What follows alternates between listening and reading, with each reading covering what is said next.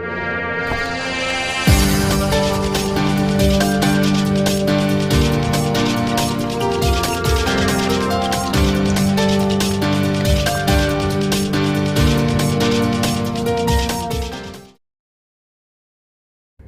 Reddy Mittapalli YouTube ఛానల్కి స్వాగతం.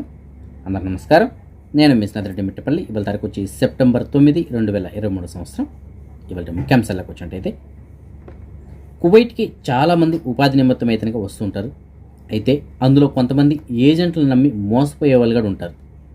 దీనికి ఉదాహరణగానే కువైట్లో ఒక సంఘటన చోటు చేసుకుంది. తమిళనాడుకు సంబంధించినటువంటి సుమారు 19 మంది యువకులు ఒక ఏజెంట్ నమ్మి కువైట్లో పనికి వచ్చారు. ఆ ఏజెంట్ ఇలా చెప్పింది ఏమిటంటే, మీకు నెలకి 60,000 రూపాయల జీతం ఉంటుంది, రూము ఫుడ్ మొత్తం వాళ్ళే భరిస్తారు అని చెప్పేసి వాళ్ళ దగ్గర సుమారుగా ₹1,00,000 వరకు తీసుకొని వాళ్ళకి ఉద్యోగం అయితే ఇప్పించి, అలాగే వీసాలు అవన్నీ ఇచ్చి దాని తర్వాత వాళ్ళని కువైట్కి రప్పించడం జరిగింది. అయితే వాళ్ళు కువైట్కి చేరుకున్న తర్వాత పరిస్థితులన్నీ ఒక్కసారిగా తారుమారైపోయాయి. ఇక్కడికి వచ్చిన తర్వాత వాళ్ళ జీతం వచ్చి 18,000 రూపాయలు మాత్రమే అంటుందంట. రూము ఫుడ్ కూడా వీళ్ళ సొంత ఖర్చులే భరించుకోవాలంట.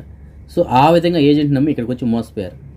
దానికి తగ్గట్టు ఈ మధ్య కాలంలో కువైట్కి సంబంధించినటువంటి ఈ తనిఖీలు ఏవైతే జరుగుతున్నాయో బ్యాచిలర్స్ రూమ్స్ దగ్గర, ఎవరైనా కువైట్ వాళ్ళ ఇండ్ల దగ్గరలో బ్యాచిలర్స్ ఉన్నట్లయితే ఆ ఇండ్లకి ministry of electricity and water వాళ్ళు కరెంట్ కనెక్షన్ అనేటువంటిది కట్ చేస్తున్నారు. అలాగే వాటర్ కనెక్షన్ కట్ చేయడం జరుగుతుంది ఈ బల్దియా తనిఖీల్లో. సో అందులో భాగంగా వీళ్ళు ఉన్నటువంటి రూమ్ కూడా కట్ చేసేస్తారంట. దాంతో ఉన్న జీతం సరిపోవట్లేదు వీళ్ళకి, రూమ్కి ఫుడ్కి ఇబ్బంది అయిపోతుంది. ఇప్పుడు నీళ్లు కూడా లేవు, అలాగే కరెంట్ కూడా లేదు. ఈ మధ్యకాలంలో వాళ్ళు ఏజెంట్ కూడా అడిగారంట, ఏమండి మాకు రిలీజ్ ఇచ్చేసండి, మేము ఎక్కడ వేరే దగ్గరికి మారిపోతాం అంటే వాళ్ళు అన్నారంట, లేదు మీరు ఒక్కొక్క మనిషికి 60,000 రూపాయలు కడితే మీకు నేను వేరే దగ్గరికి మార్పిస్తాను అని చెప్పేసి చెప్పాడంట. సో అది కట్టుకునేటువంటి పరిస్థితులు కూడా వీళ్ళు లేరు. దీనికి తగ్గట్టు ఇలా అకామగాడ ఎక్స్పైర్ అయిపోయి వచ్చిందంట. దానికి ఎక్స్పైర్ అయిపోయిందని మళ్ళీ రెన్యూవల్ చేయడానికి 1,25,000 రూపాయలు డిమాండ్ చేశాడంట. సో ఈ బాధలన్నీ తట్టుకోలేక ఇవన్నీ ఒక్కసారికి వీళ్ళు నెత్తిన పడడంతో వీళ్ళు ఏమీ చేయలేని పరిస్థితుల్లో ఎంబెస్సీని ఆశ్రయించారు. సో ఎంబెస్సీ అధికారులు అయితే కనుక దీనికి బాగానే స్పందించారు. అలాగే తమిళనాడుకి సంబంధించినటువంటి ముఖ్యమంత్రి అయినటువంటి స్టాలిన్ గారు కూడా దీనిపైన స్పందించి ఎంబెస్సీ అధికారులతో మాట్లాడి వీళ్ళకి న్యాయమైనటువంటి జరిపించి వీళ్ళని త్వరగా ఇండియాకి తీసుకురావడానికి వాళ్ళని ప్రయత్నం చేశారు. ఆ ప్రయత్నం ఫలించింది. గురువారం రోజున కువైట్ నుంచి ఆ 19 మంది యువకులు కూడా చెన్నై ఎయిర్పోర్ట్కి చేరుకున్నారు. చెన్నై ఎయిర్పోర్ట్లో ఈ తమిళనాడుకి సంబంధించినటువంటి మంత్రి అయినటువంటి షేక్ మస్తాన్ గారు ఆ 19 మందిని రిసీవ్ చేసుకున్నారు. సో తమిళనాడు ప్రభుత్వం చొరవ తీసుకోవడం వల్ల ఎంబెస్సీ వాళ్ళు దానికి సహకరించడంతో ఈ 19 మంది యువకులు చాలా క్షేమంగా ఇంటికి ఏదైనా చేరుకోగలిగారు. కాబట్టి మనలగాడ ఎవరికైనా సరే చెప్పుకోదగ్గటువంటి ఇబ్బందులు ఉంటే కనుక, బాగా ఎక్కువగా ఇబ్బందులు ఉన్నట్టయితే ఎంబెస్సీని ఏదైనా మనం ఆశ్రయించవచ్చు. ఎంబెస్సీ వాళ్ళు వారికి తగినటువంటి సహాయాన్ని మనకు చేస్తారు, లేదంటే సలహా అయినా సరే ఇవ్వడం జరుగుతుంది. అలాగని ప్రతి చిన్నదానికి మనం ఎంబెస్సీకి ఏదైనా వెళ్ళకూడదు. ఏ దారి లేనప్పుడు ఆఖరి పరిస్థితుల్లో మనం ఎంబెస్సీకి వెళ్ళినట్టయితే తప్పకుండా ఎంబెస్సీ వాళ్ళు ఏదైనా మనకి అండగా నిలుస్తారు. సో దానికి ఉదాహరణగా ఇది నిలిచింది. అయితే ఈ విషయంలో మనం ముఖ్యంగా మెచ్చుకోవాల్సింది, ఒకటి వచ్చి ఎంబెస్సీ వాళ్ళని, రెండు వచ్చి తమిళనాడు ముఖ్యమంత్రి. ఎందుకంటే ఒక ముఖ్యమంత్రి హోదాలో వండుకొని 19 మంది యువకులు గల్ఫ్ కార్మికులు పోతే పోయిందిలే చూద్దాంలే తర్వాతలే అని లేకుండా వెంటనే స్పందించి వారిని ఇమీడియట్గా పిలిపించుకున్నారంటే మనం ఆ విషయంలో మాత్రం వాళ్ళని మనం మెచ్చుకోవాలి. కువైట్కి సంబంధించినటువంటి MOCI అనగా ministry of commerce and industries వాళ్ళు కువైట్లోని పలు స్కూల్ స్టేషనరీస్ అమ్మేటువంటి సూక్లు ఏవైతే ఉంటాయో వాటిపైన తనిఖీలు నిర్వహించారు. ఈ తనిఖీల్లో చాలా సూక్స్ పైన ఏదైనా వీళ్ళు ఉల్లంఘనలు నమోదు చేయడం జరిగింది. అలాగే కొన్ని సూక్స్ని వీళ్ళు సీజ్ చేసినట్టుగా తెలియజేస్తున్నారు. అంటే కొన్ని దుకాణాలను సీజ్ చేశారంట. ఎందుకంటే గవర్నమెంట్ నిబంధనల ప్రకారం కొన్ని వస్తువులకి ఇంత అని చెప్పేసి రేట్ ఉంటుంది. సో ఆ రేటు కన్నా ఎక్కువ ధరకి వీళ్ళు ఆ వస్తువులను విక్రయించడం జరుగుతుంది. అందులో ముఖ్యంగా ఈ స్కూల్ వస్తువులు ఉన్నాయి, స్కూల్ బ్యాగులు కావచ్చు, పెన్నులు కావచ్చు, అలాగే మిగతా ఇతరత్ర ఏవైతే ఉంటాయో స్కూల్ స్టేషనరీ, సో అవన్నీ కూడా వాళ్ళు నిర్ణయించిన ధర కన్నా ఎక్కువ ధరకి విక్రయిస్తున్నారంట. సో అది మొదటి పాయింట్. రెండో పాయింట్ వచ్చి కొన్ని వస్తువులపైన మేడ్ ఇన్ కూడా లేదంట, అంటే ఏ దేశంలో తయారైంది అనేటువంటి దాని గురించి కూడా లేదంట. సో ఇలాంటి కొన్ని ఉల్లంఘనల కారణంగా వారిపైన కొన్ని షాపులకి ఉల్లంఘనలు నమోదు చేశారు, కొన్నిటికి సీజ్ చేసినట్టు తెలియజేస్తున్నారు. కువైట్కి సంబంధించిన భద్రతా అధికారులు కువైట్లో ఎవరైతే నివాస చట్టాన్ని, కార్మిక చట్టాన్ని ఉల్లంఘించారో అలాంటి వారి కోసం తనిఖీలు ఎదురుగా చాలా ముమ్మరంగా కొనసాగిస్తున్నారు.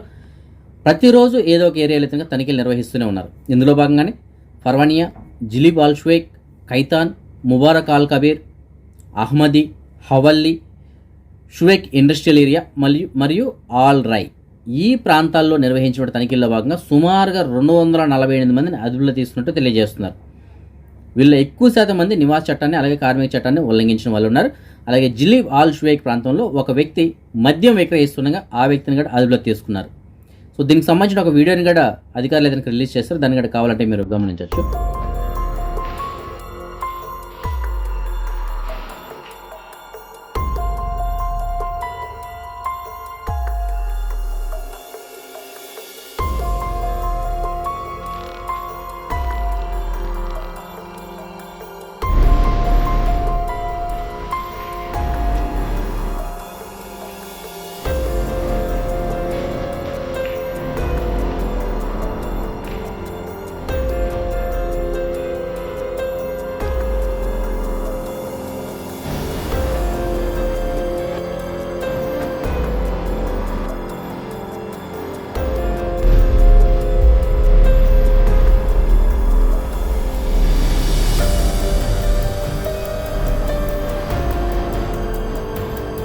మన భారతదేశం అత్యంత ప్రతిష్టాత్మకంగా చేపడుతున్నటువంటి G20 శిఖరాగ్ర సమావేశాలని ఇవాళ మన భారతదేశానికి సంబంధించిన ప్రధానమంత్రి అయినటువంటి నరేంద్ర మోడీ గారు ప్రారంభించారు.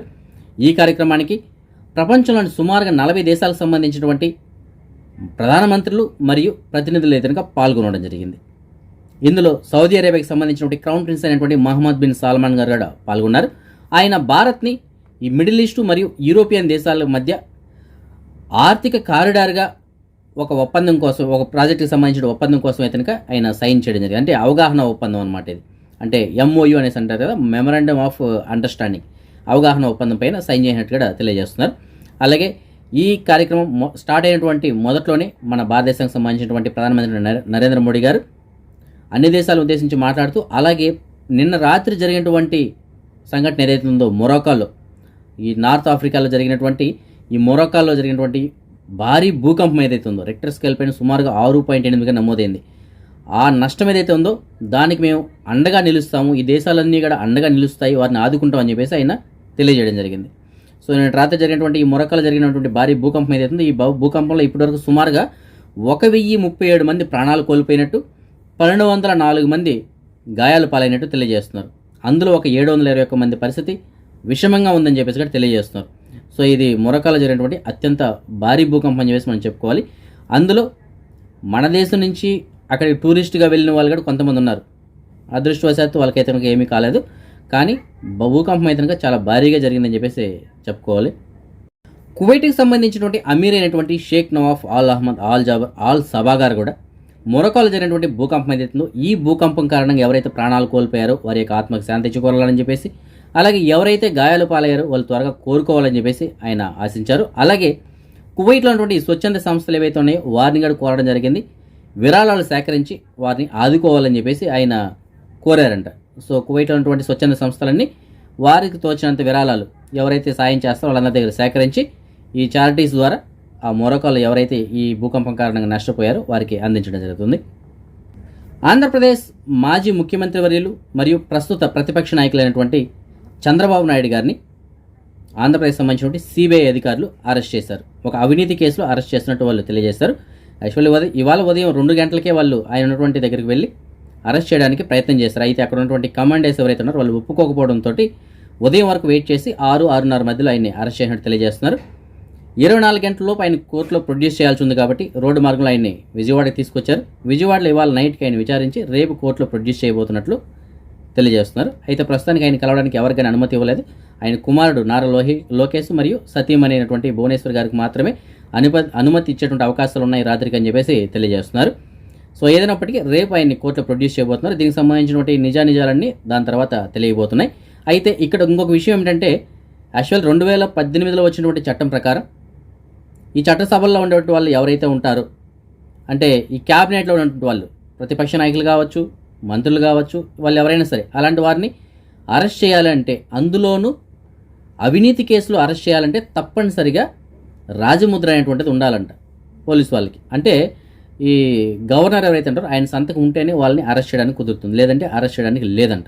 అయితే అనూహ్యంగా ఇక్కడ మన గవర్నర్ గారి సంతకం లేకుండానే వీళ్ళు అరెస్ట్ చేయడం, తీసుకురావడం, ప్రస్తుతానికి విచారణ జరపడం ఇవన్నీ జరుగుతున్నాయి.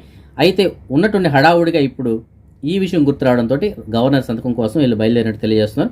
అయితే ప్రస్తుతానికి గవర్నర్ గారు విశాఖపట్నంలో ఉన్నారు, వీళ్ళు ఉన్నది విజయవాడ. రోడ్డు మార్గంలో వెళ్తే సమయం సరిపోదు, కాబట్టి ఇంక బహుశా వీళ్ళు స్పెషల్ ఫ్లైట్లో ఏమైనా వెళ్ళి సైన్ చేయించుకొని వస్తారేమో తెలియదు. అయితే గవర్నర్ గారు దీనిపైన సైన్ చేస్తారా లేనిటువంటి దానిపైన ఒక డౌట్ ఉంది. ఎందుకంటే యాక్చువల్ ఇవన్నీ కూడా గవర్నర్కి చెప్పిన తర్వాత చేయాల్సి ఉంటుంది, కానీ ఆయనకి చెప్పకుండానే చేసేసి ఇప్పుడు సైన్ కోసం వెళ్తే మరి ఆయన చేస్తారా లేదా? ఎందుకంటే కేంద్రానికి సమాధానం చెప్పవలసింది ఎవరు? రాష్ట్ర ప్రభుత్వాలు కాదు కదా, గవర్నర్ సమాధానం చెప్పాల్సి ఉంటుంది. ఎందుకంటే రాష్ట్రం మొత్తానికి సంబంధించిన బాధ్యత గవర్నర్ పైన ఉంటుంది. సో ఇక్కడ ఏం జరిగినా దానికి బాధ్యత అయిందే, కాబట్టి ఆయన చేస్తారా లేదా అనే దానిపైన ఇప్పుడు ఆధారపడింది. సో ఒకవేళ ఆయన చేయనట్లయితే ఇప్పుడు ప్రస్తుతానికి ఎవరైతే ఈ చర్యలన్నీ చేపట్టారో వీరిపైన చర్యలు తీసుకోవడానికి అవకాశాలు ఉంటాయి. ఒకవేళ ఆయన చేసినట్లయితే ఇంకా యథావిధిగా మామూలుగా జరుగుతుంది. సో ఏదైనప్పటికీ దీనికి సంబంధించిన మరిన్ని అప్డేట్స్ అయితే కనుక రేపు తెలియడానికి అవకాశం ఉంది.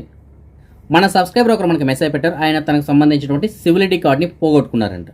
ఆ సివిల్ ఐడి కార్డు పైన పేరు అయితే కనుక కమల్ బాషా కోకింటి అని చెప్పేసి ఉంటుంది. సో ఫ్రెండ్స్, మీకు ఎవరికైనా సరే కమల్ బాషా కోకింటి అన్న పేరు కలిగినటువంటి సివిల్ ఐడి కార్డు కానీ, డ్రైవింగ్ లైసెన్స్ కానీ, పర్స్ కానీ ఏదైనా సరే మీకు దొరికినట్లయితే మీకు డిస్ప్లేలో ఒక నెంబర్ ఉంది కదా, ఆ నెంబర్ కాల్ చేసి ఆయనకి సమాచారం అందించగలరు.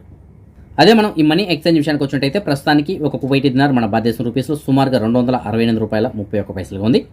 బంగారం విషయానికి వచ్చినట్టయితే మాలియాలో ఉన్న సూకల్వతిలో ఉన్నటువంటి షాప్ నెంబర్ 121లో ఉన్న ఎఫ్కే జ్యువెలర్స్ వాళ్ళు మనకు అందించిన సమాచారం మేరకు 22 క్యారెట్ల బంగారం ప్రస్తుతానికి ఒక గ్రామ్ ధర 18,550 ఉంది. అదే 24 క్యారెట్ల బంగారం అనగా బిస్కెట్ల రూపంలో బంగారం ప్రస్తుతానికి ఒక గ్రామ్ ధర 19,176 ఉంది.